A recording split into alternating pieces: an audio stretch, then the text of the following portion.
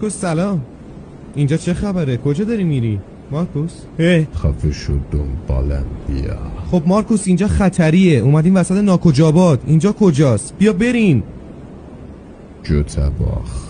ها مارکوس چی داری میگی؟ بیا بریم، اینجا خیلی گرمه. قبل از اینکه اتفاقی برامون بیفته بیا بریم. مارکوس بیا بریم، اینجا خطرناکه.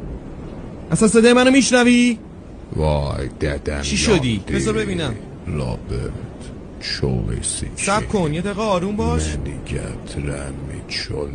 بذار ببینم چی شده. یه دقیقه وایسا، آروم بگیر مارکوس. کمکم کن رابرت. آروم باش، آروم باش، ریلکس کن.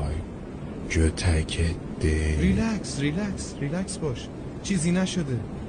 پات درد گرفته؟ تکون نخور، تکون نده پاتو الکی. رابرت لبو رد کن بیاد. چی داری میگی مارکوس؟ چرا صداتو کلوف میکنی؟ پاشو باید بریم.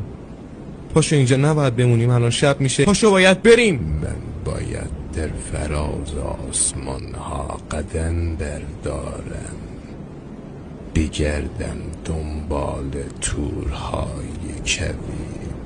مارکوس برگرد دوباره، الان میافتی.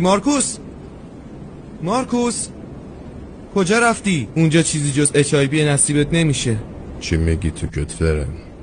برگرد بیا بریم خونه. مارکوس چی کار داری میکنی؟ گگیر. مارکوس